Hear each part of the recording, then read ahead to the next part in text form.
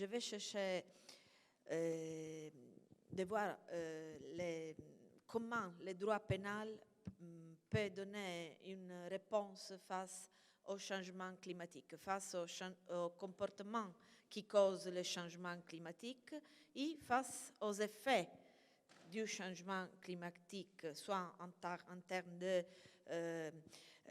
phénomènes extrêmes, soit en termes de conséquences sur la vie humaine. Alors, premier point, l'introduction dans les législations nationales d'une infraction pénale d'écocide, entendue comme la destruction consciente, partielle ou totale d'un milieu naturel, est souvent invoquée comme un outil de lutte contre le changement climatique par les moyens du droit pénal. On peut penser dans l'Union européenne, je vais parler seulement de l'Union européenne, bien sûr, pour question de temps.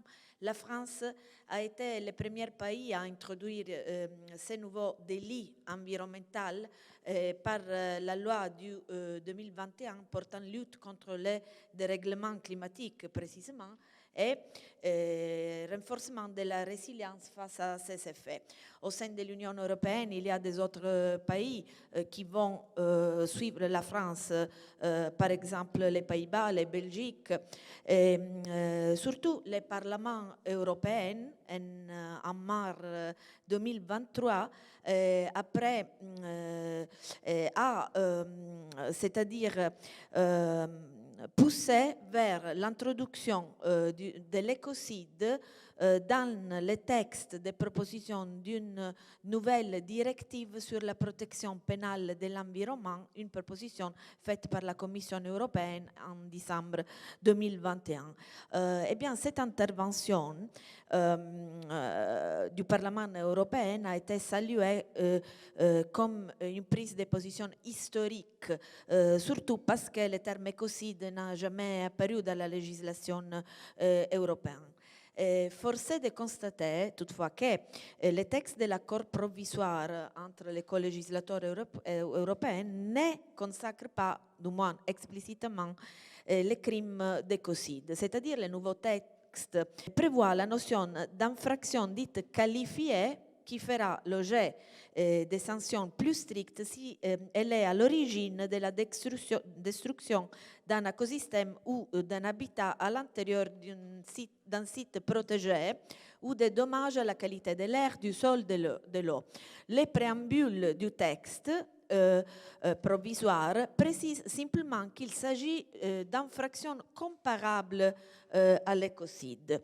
De fait, dans le texte de l'accord provisoire, il ne s'agit pas d'une obligation pour l'État membre de l'Union européenne d'introduire une infraction pénale, soit un crime ou un délit, ça dépend de la législation.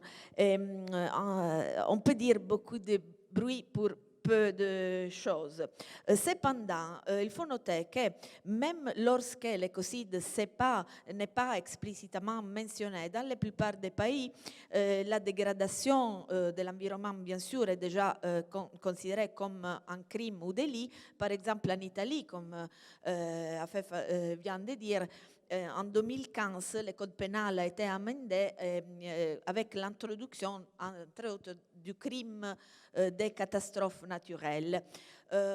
Il faut dire aussi que, selon plusieurs acteurs, selon une partie importante de la doctrine scientifique, la reconnaissance, la poursuite d'un véritable crime d'écocide constitue une avance importante, soit en termes de dissuasion, soit en termes de cristallisation d'un nouveau principe moral, on peut dire. Un principe moral selon lequel ce qui cause des dommages massifs ou la destruction d'écosystèmes naturels devient inacceptable. C'est l'une des raisons pour lesquelles plusieurs invoquent l'introduction d'un crime d'écocide aussi dans le droit pénal international. Quelqu'un ce matin a demandé sur l'utilisation d'armes chimiques, si je ne me rappelle mal. Eh bien, la Cour pénale internationale actuellement a compétence sur 4 crimes internationaux graves, notamment le génocide, les crimes contre l'humanité, les crimes de guerre et les crimes d'agression. Dans ces contextes, dans le contexte du statut de Rome, l'environnement n'est mentionné qu'en relation avec les conflits armés et les crimes de guerre. En particulier, la Cour pénale internationale est compétente pour poursuivre les auteurs des attaques incidemment causés des dommages étendus, durables et graves à l'environnement naturel qui seraient manifestement excessifs par rapport à l'ensemble de l'avantage militaire concret et direct entendu. C'est-à-dire seulement dans le contexte des crimes de guerre, l'environnement a cette pertinence seulement en direct.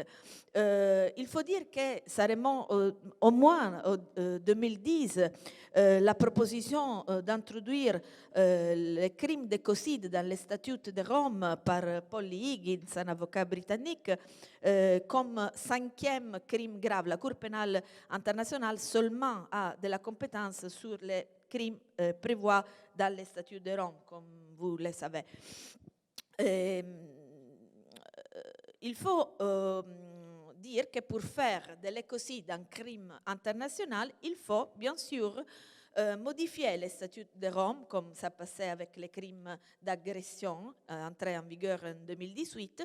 L'amendement doit être proposé par un de 124 au moment pays qui sont membres du parti du statut de Rome et après approuvé par au moins deux tiers des autres. Certains pays ont déjà manifesté leur soutien face à cette proposition, mais il faut penser que l'introduction d'un crime d'écocide dans les statuts de Rome nécessiterait aussi une certaine coopération mondiale, c'est-à-dire une certaine coopération aussi par des pays comme les États-Unis qui n'ont pas ratifié les statuts de Rome. Et cela nous mène à une première considération critique, il y a plusieurs. C'est-à-dire, c'est un peu difficile que des pays comme les États-Unis, par exemple, qui en plus de n'avoir pas ratifié les statuts de Rome, n'ont pas ratifié les protocoles de Kyoto, par exemple, fait pression pour l'introduction d'un crime d'écocide et même si ce crime est introduit, c'est difficile qu'ils vont signer et ratifier cet amendement. En plus, il faut aussi noter que la création d'un crime d'écocide en droit pénal international comme 5e crime majeur, c'est une question de grande importance, mais il faut avoir de la prudence. Pourquoi? Parce qu'il faut éviter l'introduction d'un crime qui, pour les raisons que je vais illustrer tout de suite, pourrait avoir seulement un caractère symbolique et ensuite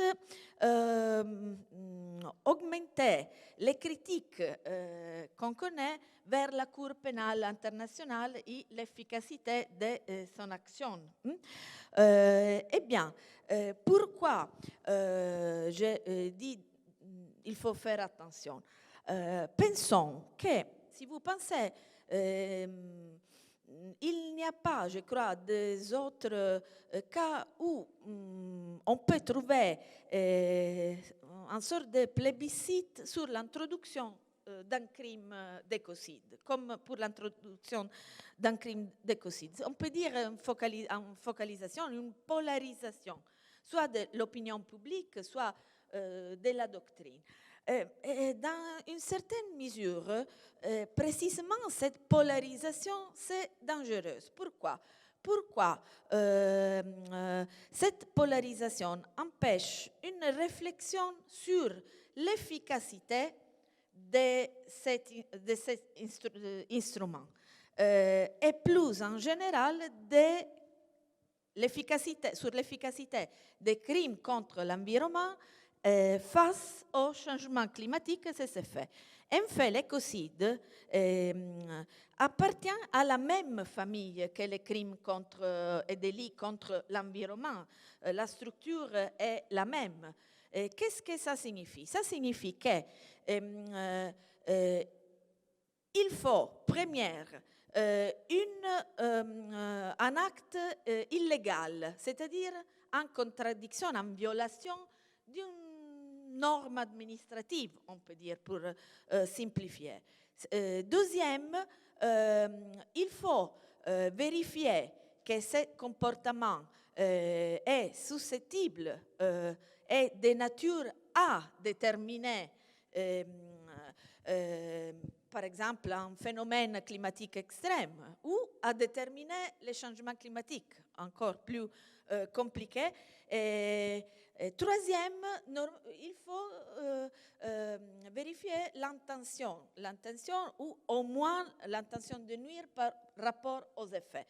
C'est-à-dire, ils sont des conditions déjà très difficiles à vérifier dans les enquêtes pénales au regard des comportements qui touchent l'environnement. Au regard du climat, ça serait encore plus compliqué. Pensons par exemple seulement à la condition de l'illégalité. L'acte doit être illégal pour être pertinent.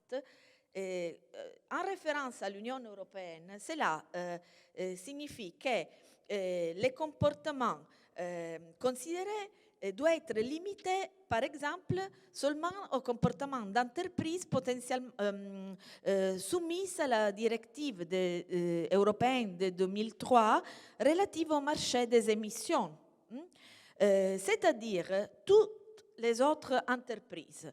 Et les entreprises soumises à la directive même, si elles ne dépassent pas, ne violent aucune législation. Et encore, les entreprises des pays qui ne sont partis du protocole de Kyoto, les États-Unis, encore une fois. Bien que les effets de leur comportement se produisent théoriquement sur le territoire des États signataires du protocole de Kyoto, et bien que l'invocation du principe de territorialité établisse la compétence, toutefois leur comportement est légal là où il s'est produit. Ça, c'est seulement un exemple des difficultés pratiques et par conséquent des criticités en termes d'efficacité. Alors, je pense que plus en général, il faut noter, il faut bien penser que l'environnement et le climat sont deux concepts et sur le plan du droit pénal, deux biens juridiques différents, bien que liés. C'est-à-dire, la qualité du sol, de l'eau, de l'air peut changer avec les changements climatiques, mais il s'agit de deux niveaux différents. On donne un exemple. On peut supposer que les rejets de gaz dans l'atmosphère sont aptes à contaminer l'air d'une ville ou d'une zone géographique spécifique. Mais on ne peut pas dire qu'ils en modifient la climatologie. Encore, le comportement local des entreprises peut affecter le sol, l'air, l'eau, mais ne peut pas affecter en soi-même le climat de la même zone. Pourquoi? Parce que le climat, contrairement aux éléments qui composent l'environnement, a une dimension mondiale et est lié à deux facteurs qui sont, c'est-à-dire qui ont des interrelations plus complexes que celles qui concernent les éléments de l'environnement.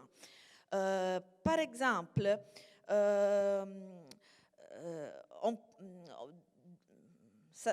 il suffit du point de vue scientifique de noter que les gaz à effet de serre se mélangent largement dans la stratosphère. C'est-à-dire, il y a les émissions de gaz à effet de serre. Cette gaz se mélange dans la stratosphère et agissent ensuite de là sur le climat. Ça nous explique, nous montre la spécificité du climat par rapport à l'environnement. Bien sûr, ils sont intimement liés, mais il faut noter cette différence. Pourquoi? Pour chercher de trouver des mécanismes plus adaptés en termes de spécificité de l'intérêt à protéger. C'est-à-dire, les débats sur l'écocide, c'est extrêmement important, mais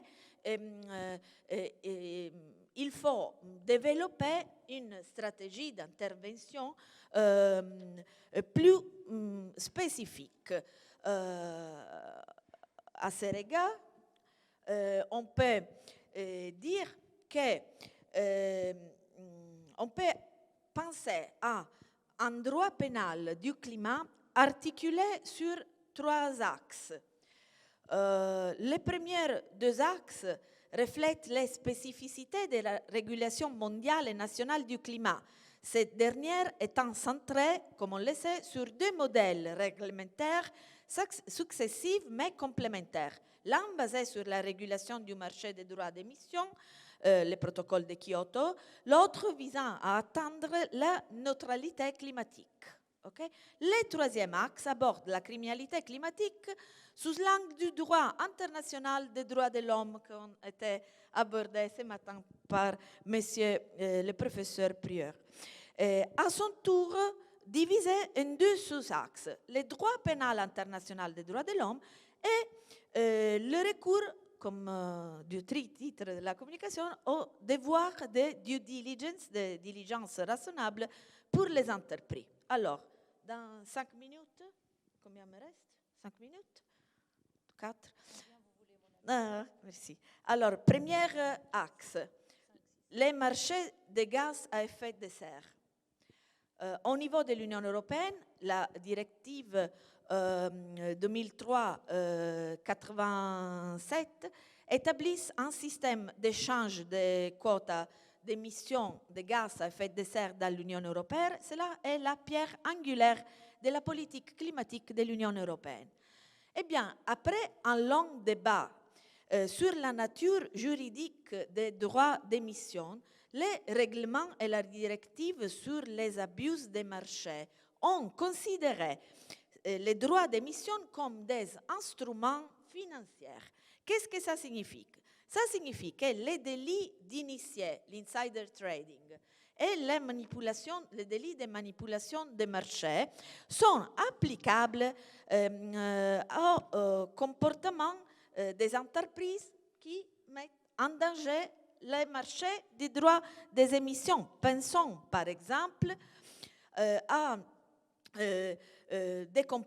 une simulation d'une multitude de transactions pour l'achat et la vente des quotas d'émissions par les moyens d'une négociation circulaire.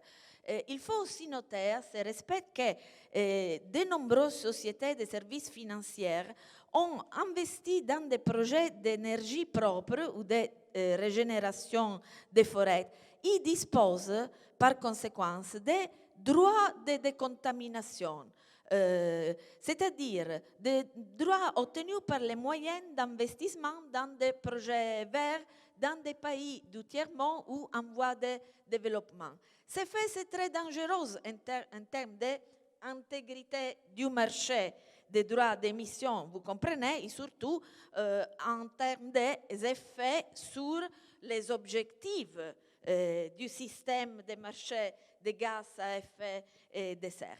Alors, on a déjà, face à ces comportements illégaux, les délits d'initié, insider trading et manipulation du marché. À cela s'ajoutent les sanctions administratives prévues par la même directive et ensuite par les législations des États membres.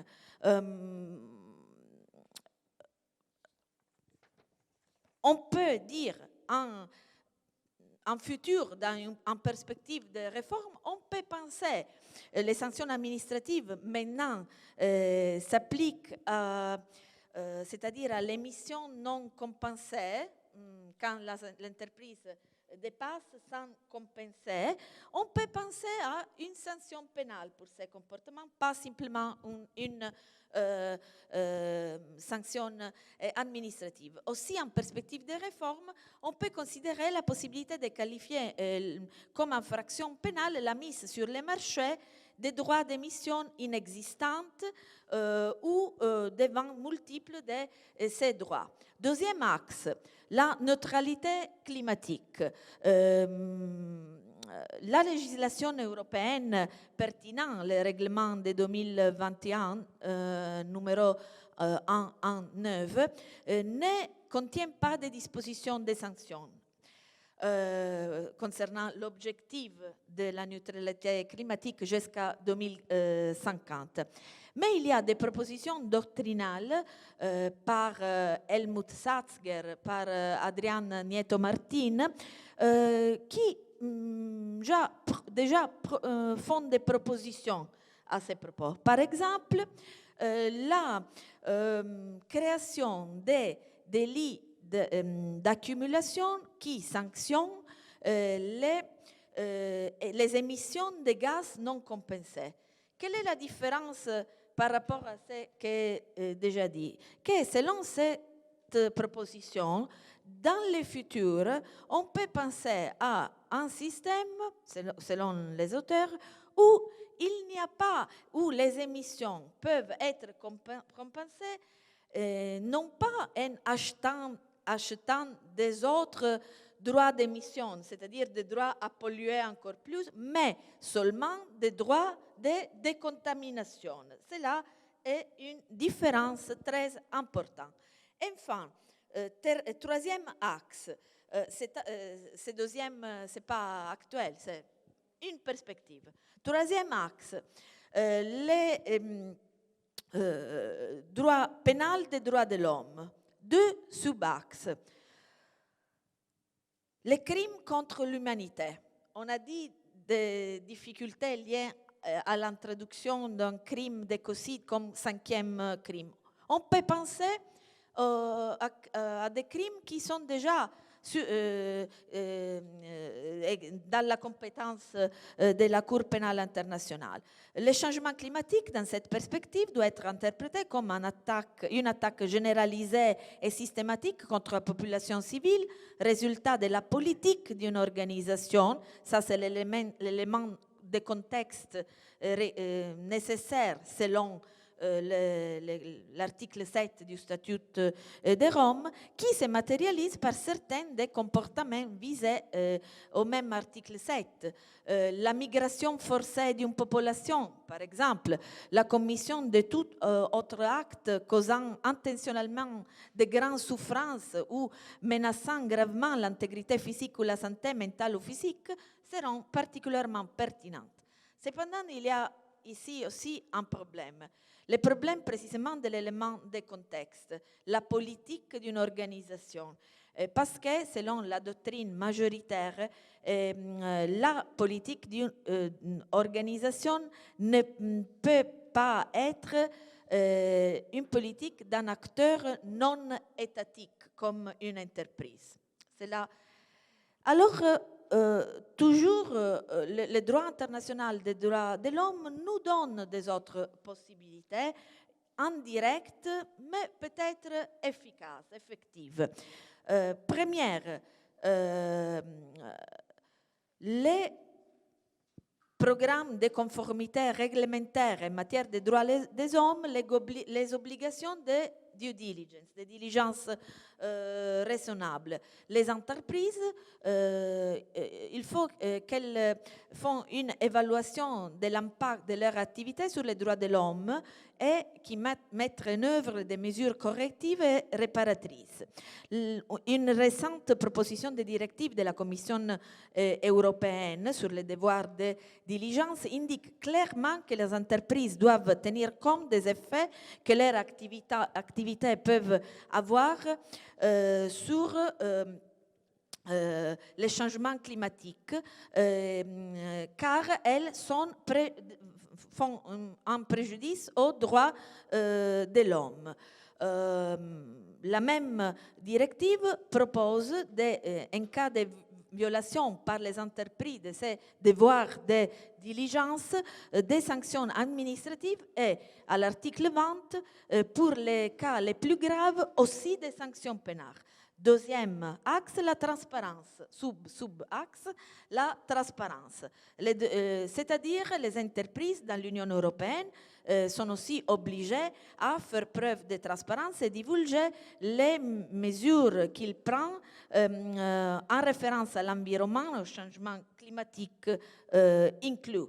Cela ouvre une possibilité supplémentaire de punir l'émission de gaz à effet de serre indirectement en ciblant toutes les entreprises qui transmettent des fausses informations sur leur politique environnementale et en punissant par des sanctions pénales aussi le greenwashing ou les faux informations, les irrégularités dans ce type des informations. Et précisément dans cette direction, la directive de la Commission européenne a fait la proposition de directive sur ces sujets, encore de 2021, oblige les États membres à prévoir des sanctions pour les irrégularités les plus graves dans les rapports de développement durable des entreprises. Alors, je conclue ici, comme on voit, la lutte contre les changements climatiques doit passer pas seulement par une réflexion sur c'est très important sur les crimes d'écocide, mais aussi par une réflexion sur les instruments spécifiques existants ou à développer selon par rapport à la spécificité de la législation sur le climat. Merci.